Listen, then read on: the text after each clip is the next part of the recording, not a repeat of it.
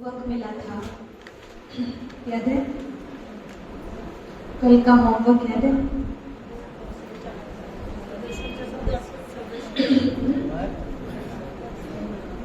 मुरली के आधार पर था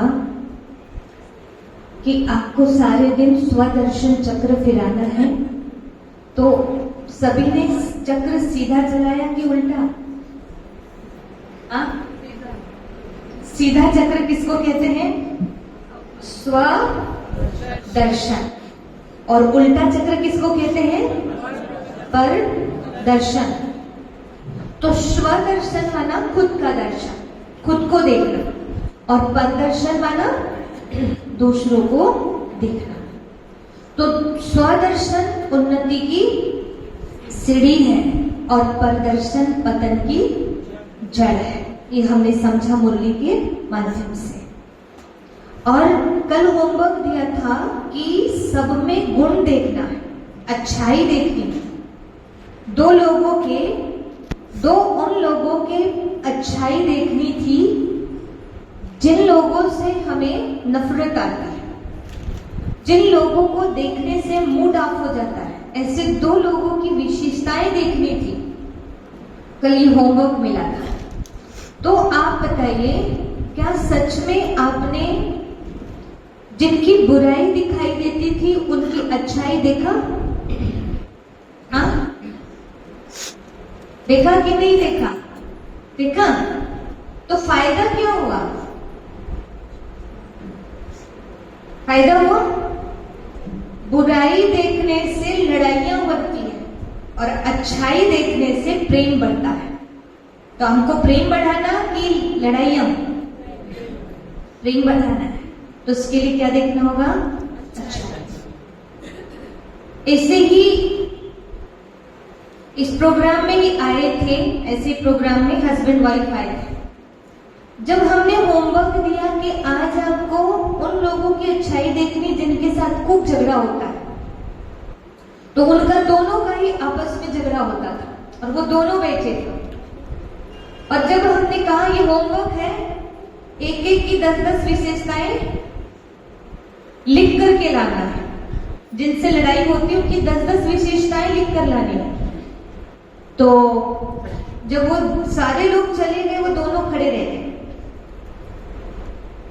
हमने कहा आप क्यों खड़े हैं? तो कहते हैं कि आपने जो होमवर्क दिया है पहले ही ईमानदारी से बता देते हैं, हमसे नहीं हो पाएगा। हमने कहा क्यों? तो कहते हैं कि हम जिनसे लड़ाई करते वो हम ही हैं। पत्नी कहती हमारी लड़ाई इनसे, पति कहते हमारी लड़ाई इनसे है, और हम एक दूसरे की अच्छाई नहीं देख पाए। हमने कहा क्यों? बोले क्योंकि इनमें कोई अच्छाई ही नहीं।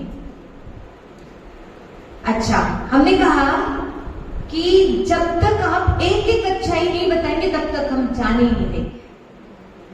बताओ तो, कोशिश तो करो, देखो तो सही, कुछ तो अच्छाई होगी। तब बहुत देर हो गई सोचते सोचते सोचते, अब जाना भी था उनको घर, और हमने कहा थोड़ा जल्दी करो, हमें भी जाना। तब उन्होंने बड़े मुश्किल से, पति ने कहा कि वैसे तो मेरी पत्नी में कोई अच्छाई नहीं है।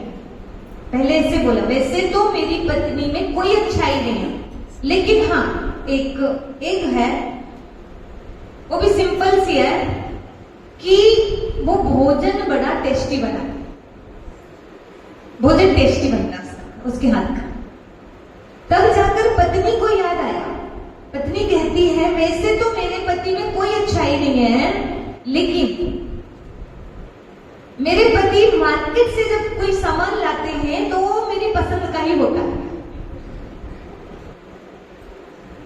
अब जाकर के एक एक विशेषता बना इतनी देर में। तो हमने कहा जब आपको थोड़ा जोर दिया गया तब आपने एक एक विशेषता देखे आधा घंटे के अंदर। जब से सुनाया था तब से लेके अभी तक तो आधा घंटे हो चुके। तो फिर यहां से अभी जाओ और कल यहां आते तक आप अगर देखने की कोशिश करेंगे तो 10-10 क्वालिटी मिल जाएगी। आधा घंटे में मिल सकती है तो फिर तो टाइम है आपके पास 10 क्वालिटी देखने का। दूसरे दिन वो आते हैं और उनके मम्मी पापा भी आते हैं, मतलब पत्नी के सास ससुर, पति के मम्मी पापा वो भी साथ में आते, बच्चे भी आ गए। और सबसे पहले आके पूछते, पहले ही आ गए थे प्रोग्राम के 10 मिनट पहले। बच्चे पूछते हैं दीदी कल यहाँ क्या जादू हुआ था? हमने कहा ऐसे कोई हम जादूगर तो है नहीं है, जादू नहीं किया, कुछ जादू नहीं हुआ कुछ। तो बोलते नहीं कुछ तो जादू हुआ है। हमने कहा आप ऐसा बोल क्यों रहे? तो कहते हैं, उनके माता पिता भी कहते हैं, ना दादा दादी और न पोता पोती क्या कह रहे हैं, आज पहली बार ऐसे हुआ कि मम्मी पापा की लड़ाई नहीं हुई, यहाँ कल से लेके आज लड़ाई नहीं। तो हमने कहा तो किया कि लड़ाई नहीं किया तो क्या किया? तो कहा मम्मी के पास जब भी हम बैठते थे बस एक ही चीज हुई, बेटा आपके पापा में कौन सी क्वालिटी बताओ तो सही।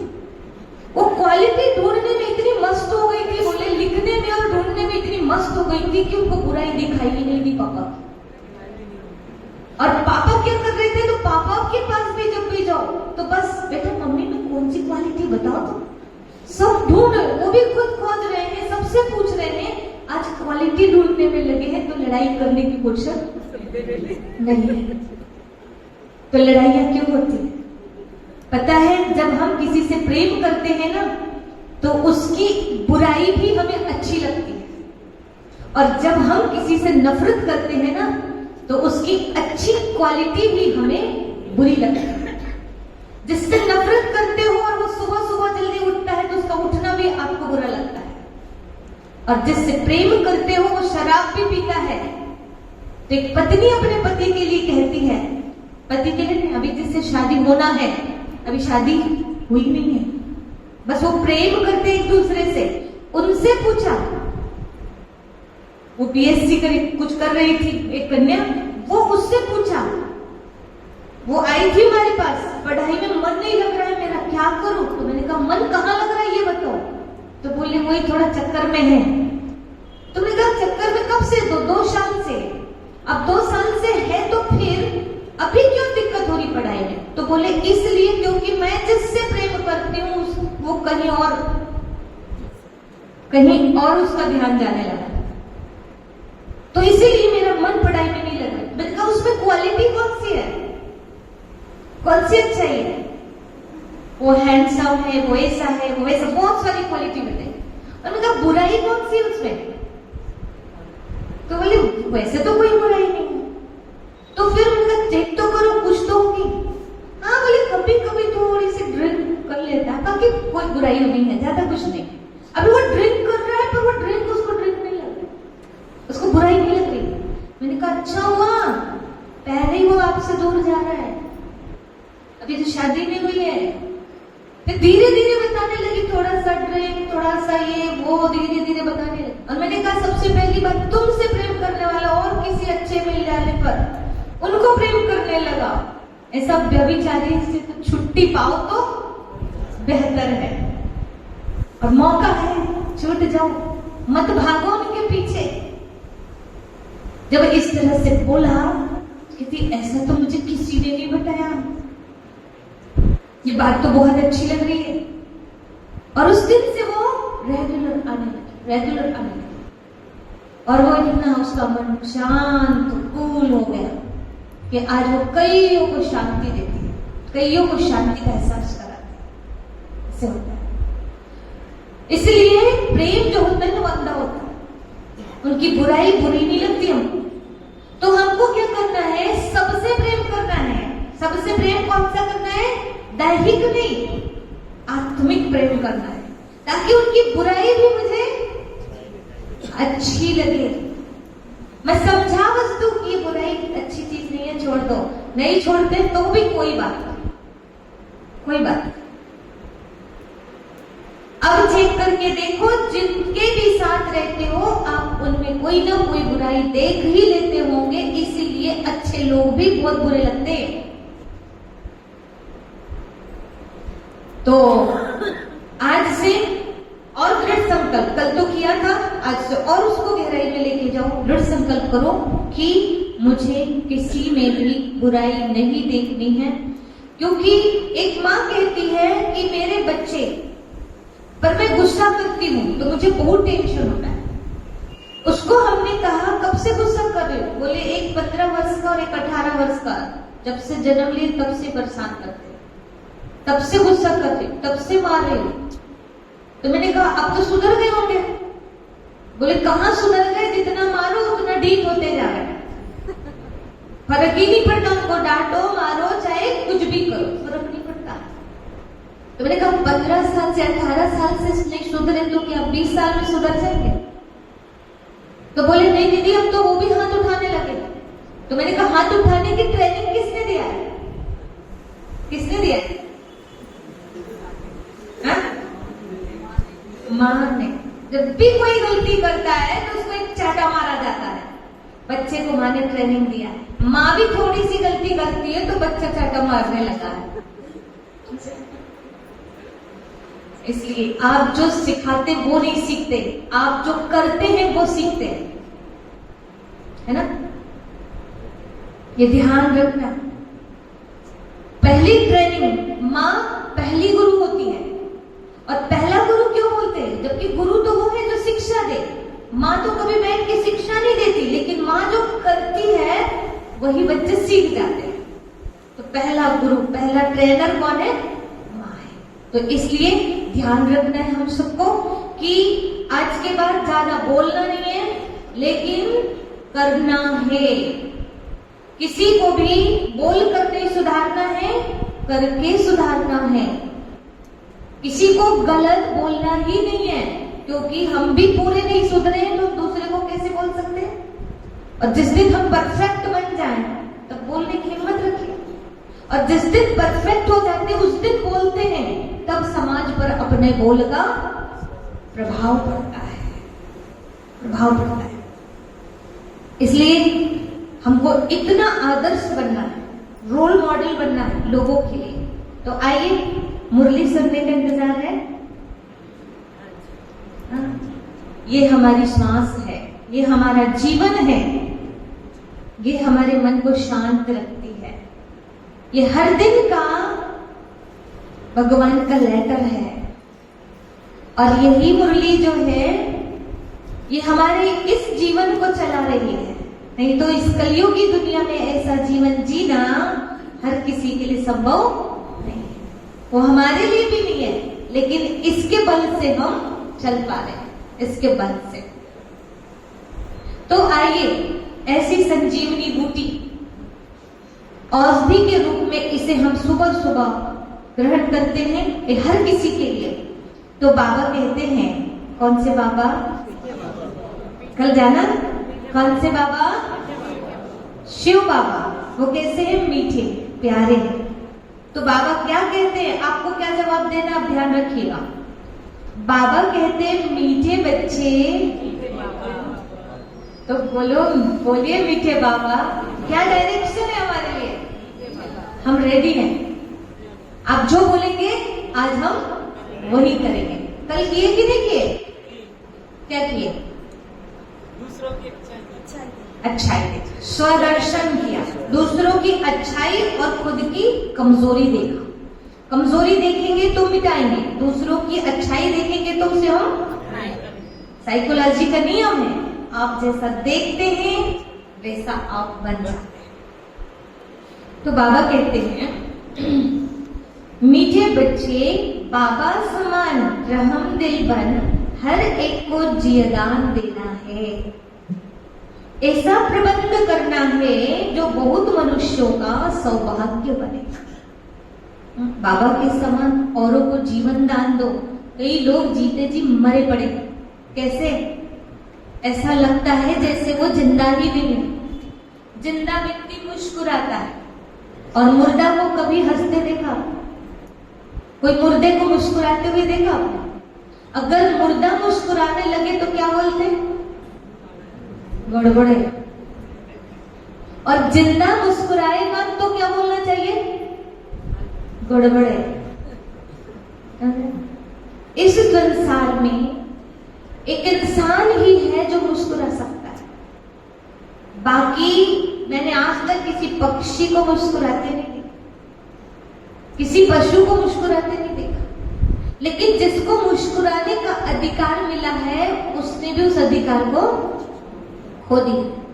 जिसकी मुस्कुराहट खत्म होने लगे तो समझ जाना कि अब इसका डिमोशन हो रहा है। मतलब वो मानव से किधर जा रहा है? पशुता की ओर जा रहा है। और जिसको मुस्कुराना आता है, हर पल मुस्कुराता है, तो समझना उसको प्रमोशन हो रहा है, देवत्व की ओर बढ़ रहा है। क्योंकि मूर्ति को देखो, पूरे टाइम मुस्कुरा, देवी देवता हमेशा मुस्कुराते हैं। तो हमको देवता बनना है कि पशु बनना है? और असुर का चेहरा कैसा दिखता है? गुस्से वाला रहता है ना।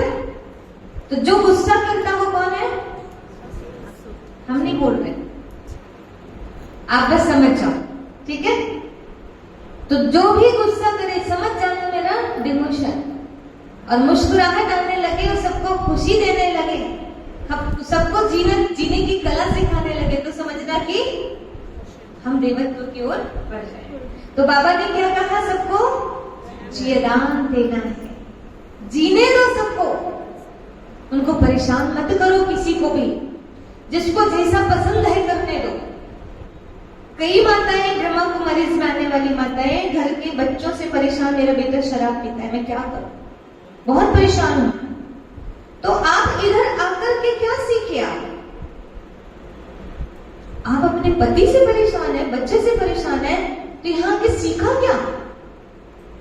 आप उसके पीछे क्यों पड़े? एक बार समझा दो बेटा पीना नहीं चाहिए, लेकिन फिर भी वो पीता है। जैसे आपको घर वाले बोलते हैं कि कहाँ जाते हो ओम शांति में, बोलते नहीं बोलते? आपको वहां नहीं जाना चाहिए, बोलते हैं कि नहीं बोलते? पर आप जाना छोड़ते हो क्या?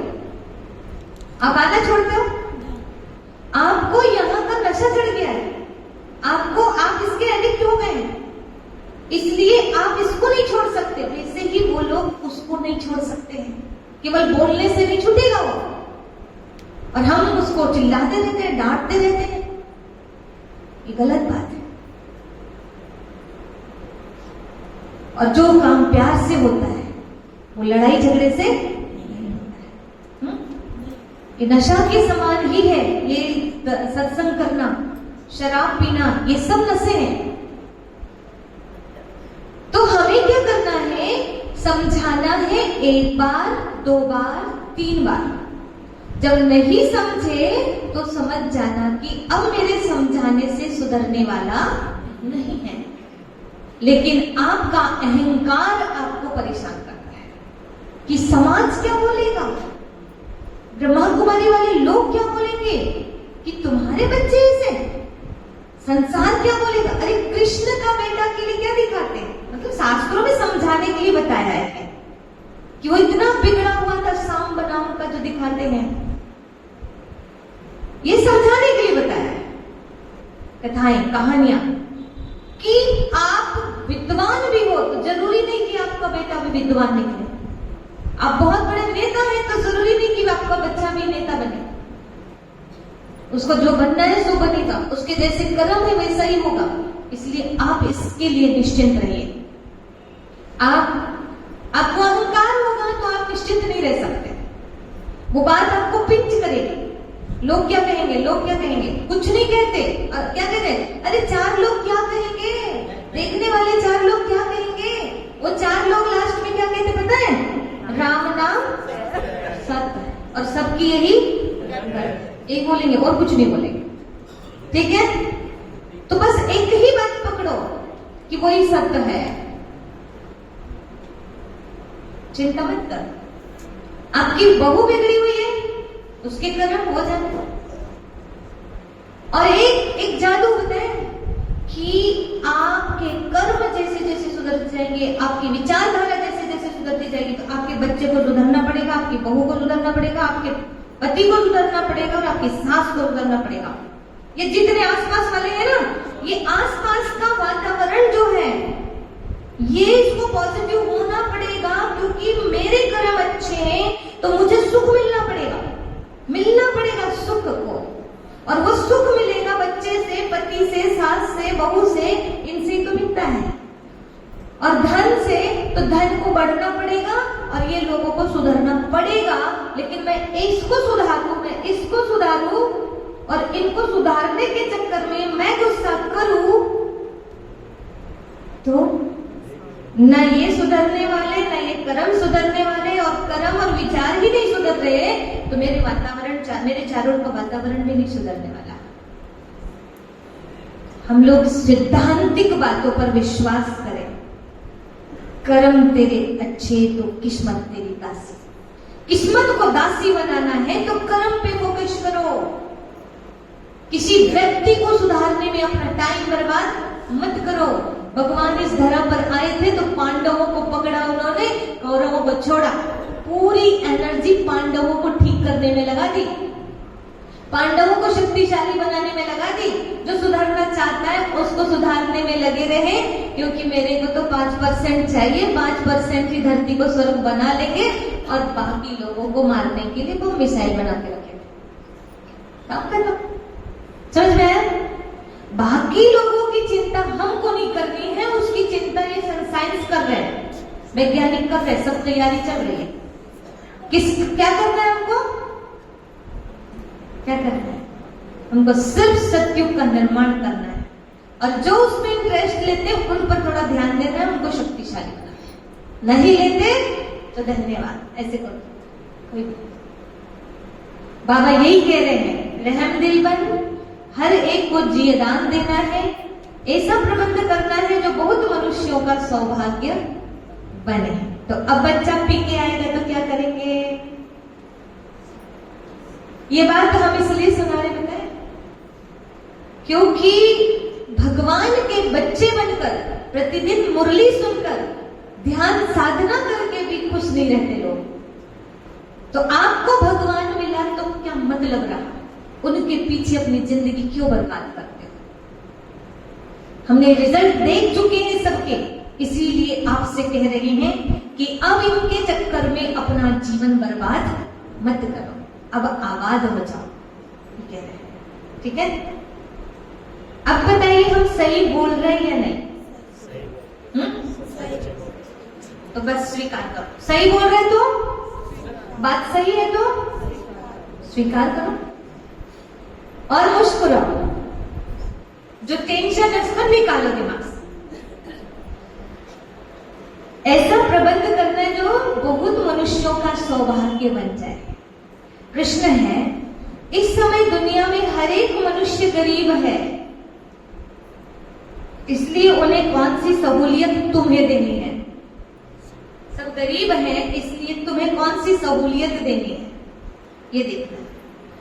उत्तर है, तुम्हारे पास जो भी अविनाशी ज्ञान रत्नों रूपी रोटी लेने के लिए आते हैं, कौन सी रोटी लेने?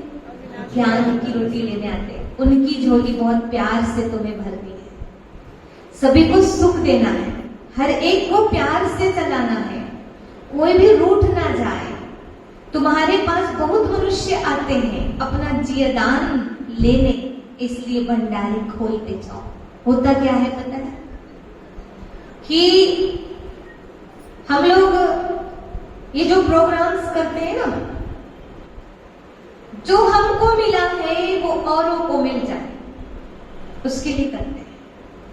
जैसे हम भगवान का प्यार पा रहे हैं वो औरों को मिल जाए, लेकिन नए प्रोग्राम करने के चक्कर में पुराने आपस में ऐसे काम कर लेते हैं।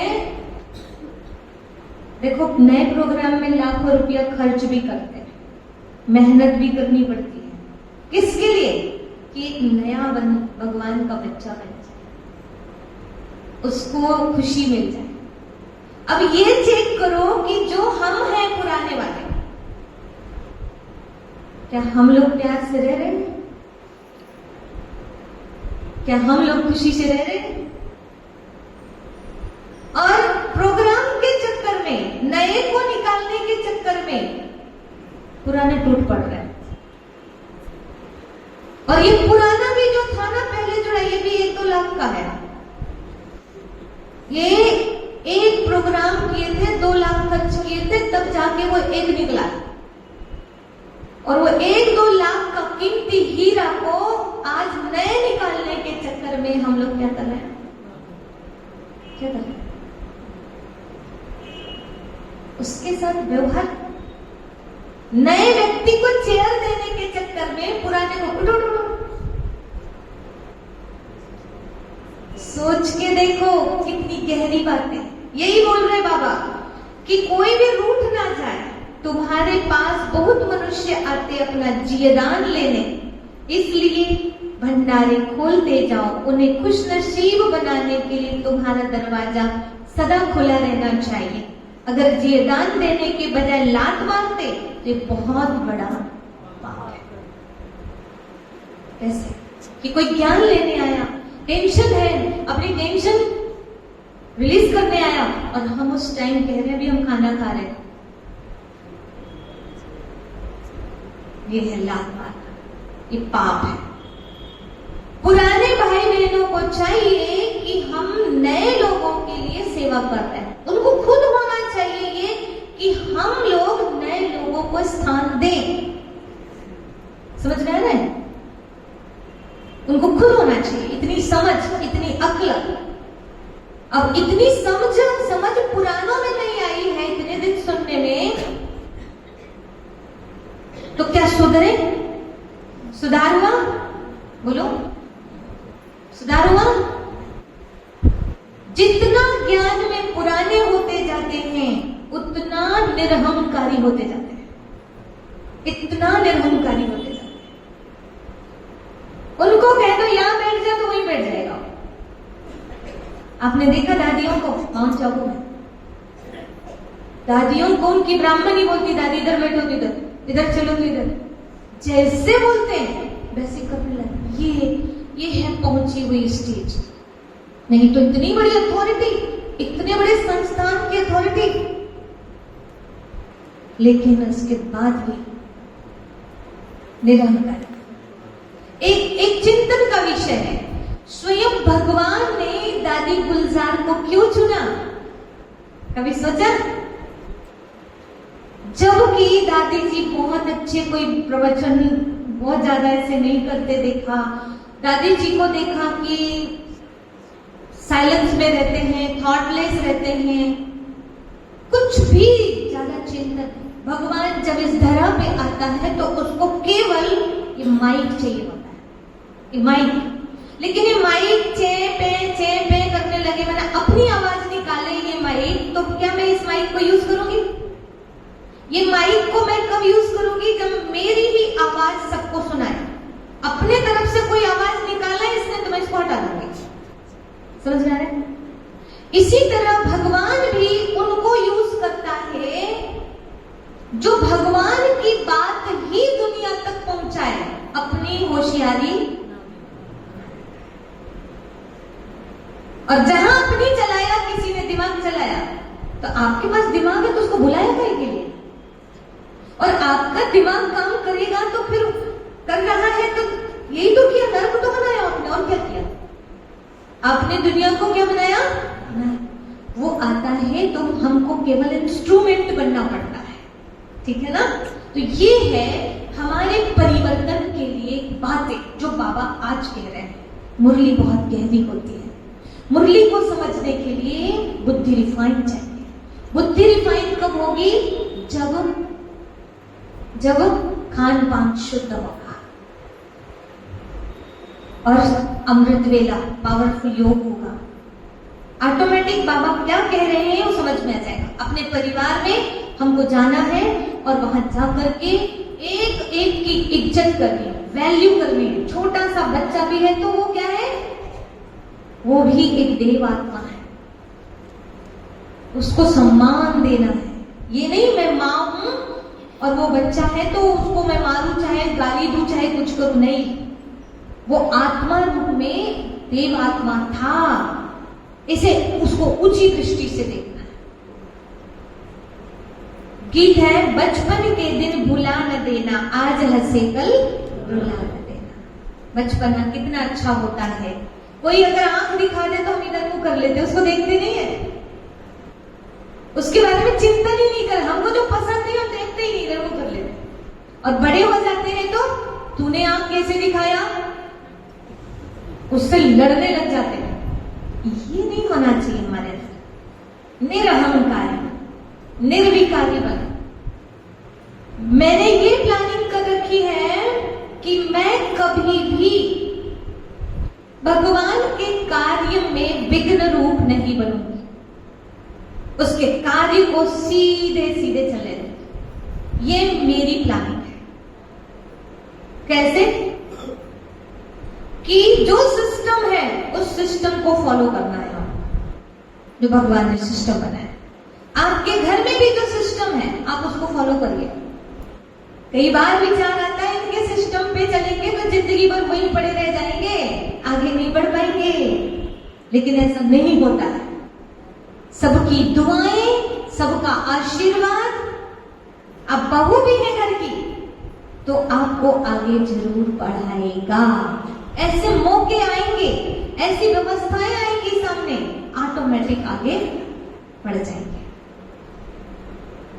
इसलिए ये मत सोचो खुद के अंदर, जैसे आपको पता होगा महाभारत की बात। महाभारत में जो कर्ण था ना, कर्ण ने जितनी भी विद्या अर्जित किया, कर्ण ने जितना भी ज्ञान प्राप्त किया था वो अर्जुन से ज्यादा प्राप्त किया था, पता है आपको? लेकिन अर्जुन फेल हुआ कि कर्ण? पराजित कौन हुआ? कर्ण क्यों हुआ? जबकि पांचों पांडवों में जितनी क्वालिटी थी वो अकेले कर्ण में थी, अकेले कर्ण में। तो कर्ण पराजित क्यों हुआ?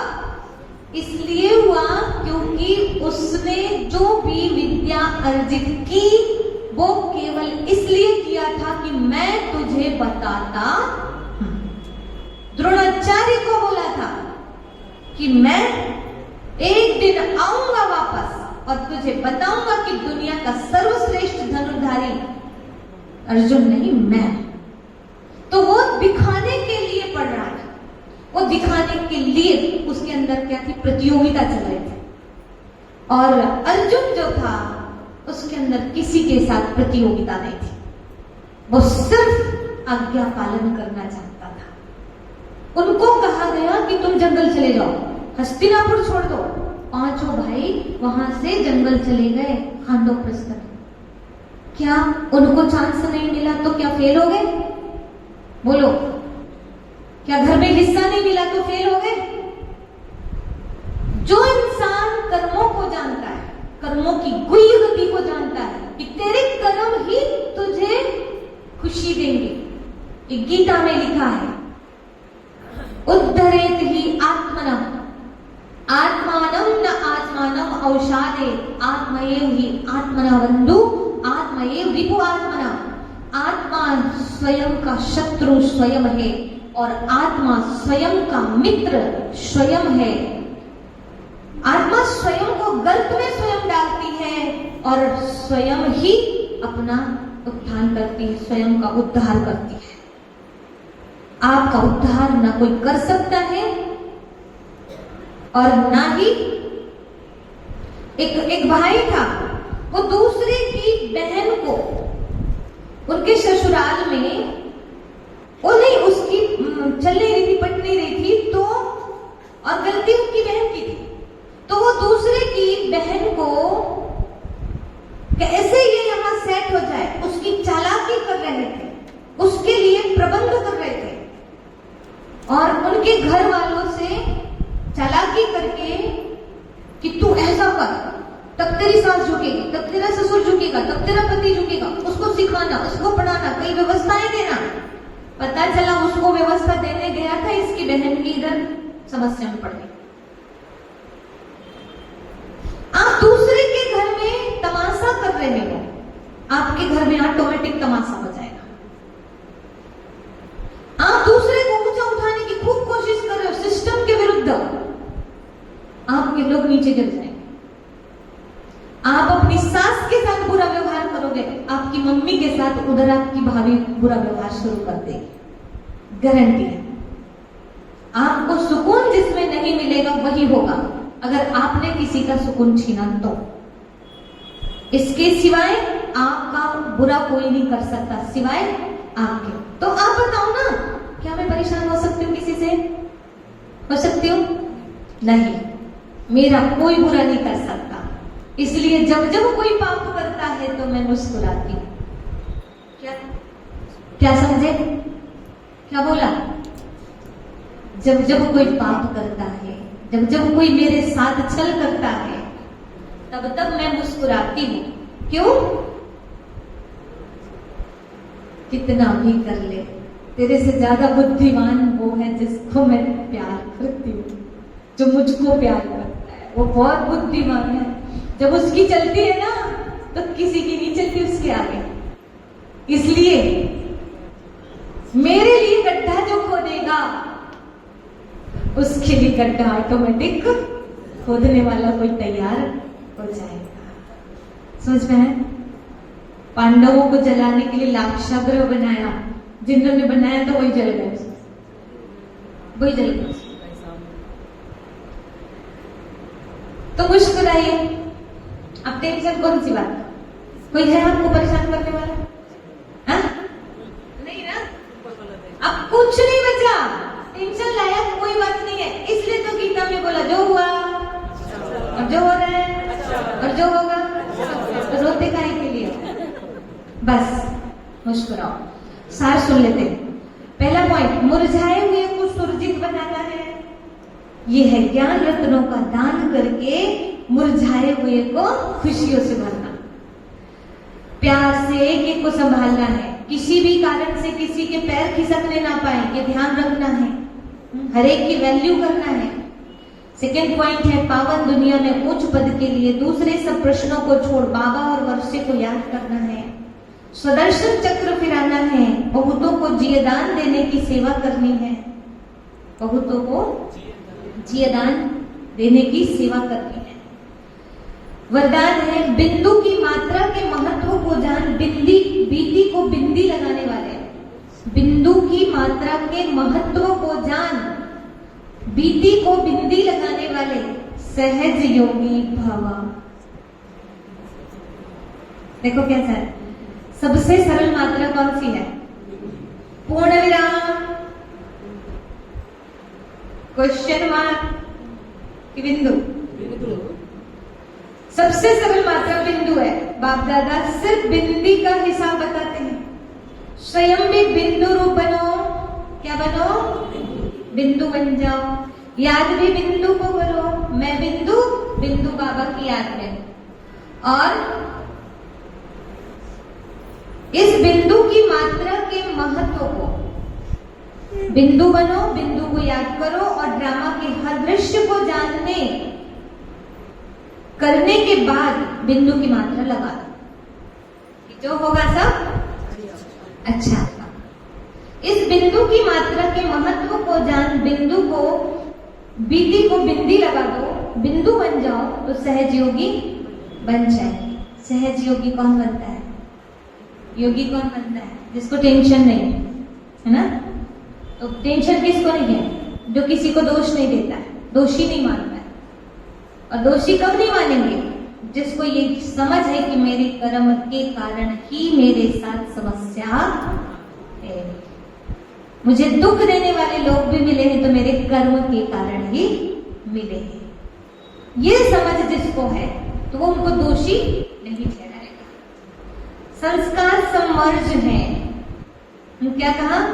वैसे भी अब बिंदी बन घर जाना है। घर में सब बिंदु रूप में रहते, जहां संकल्प कर्म संस्कार सम्मर्ज है। स्लोगन है, कर्म योगी बन, कर्म करते भी उपराम स्थिति में रहना।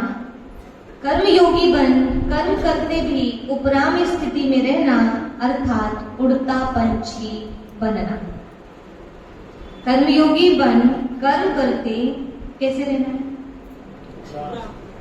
मैं ये कर रही हूं तो ऐसा होना ही चाहिए, ये चाहिए तो खत्म कर दो। इसमें टेंशन होती है। हम कर रहे हैं, सफलता मिले तो ठीक, ना मिले तो ठीक, हमारी कोई जिद नहीं है। हम सिर्फ कर्म करना जानते हैं और हमको इतना पता है कि अच्छे इंटेंशन से हमारे कर्म होंगे, उसका रिजल्ट अच्छा मिलेगा ही मिलेगा। चाहे आप पूरे के पूरे इरादा कर लो कि हम इनको अच्छा देने वाले नहीं हैं, तो भी अब मुझे अच्छा मिल जाएगा क्योंकि मेरा इरादा अच्छा है। ठीक है? ऐसे उपराम रहेंगे, हम करते जा रहे हैं, मौज में रहेंगे। पढ़ाई कर रहे हैं बच्चे इतनी टेंशन में, पेपर के दिन इतना टेंशन में, किस लिए? वो आएगा कि नहीं, वो पकड़ के रखा उसने, आजा तो ठीक ना आ तो ठीक, पढ़ाई कर लिया मैंने, अब जो होगा देखा जाएगा, ऐसा। तो कल आप कोशिश करिएगा कि बच्चों को भी लाना, युवाओं को, ठीक है? किस लिए लाना? कल हम बताएंगे, बड़ों को भी, बड़े मिस नहीं करना, बड़े भी बहुत जल्दी भूलते हैं आजकल, ना? योग लगाने बैठे, ध्यान करने बैठे, भगवान में दिख करके कोई और आता है, ऐसा क्यों होता है? पूजा करने बैठते हो तो उस समय पूजा में मन ना लगता है, और चीजें आती है। पढ़ाई करने बैठे तो उस समय और चीजें क्यों? तो कल वो टेक्निक बताएंगे कि पढ़ाई करने से, या ऐसी टेक्निक है जिसको यूज करने से एक बार पढ़े याद हो जाए, एक बार सुने वो परमानेंट याद हो जाए। प्रैक्टिकल करके दिखाएंगे, ठीक है? तो कल हो सके तो थोड़ा 6th क्लास से ऊपर वाले छोटे बच्चों को नहीं लाना, और कॉलेज तक के बच्चे, टीचर भी आ सकते हैं और पेरेंट्स भी, सबके लिए है, क्योंकि सबकी प्रॉब्लम है ये, सबको, ठीक है? तो कल मेमोरी पावर कैसे बढ़ाएं, माइंड पावर कैसे बढ़ाएं, उस विषय पर चर्चा होने वाली है। तो समय पर आएंगे, बच्चों को भी लाएंगे। चलिए, ओम शांति। आज के लिए होमवर्क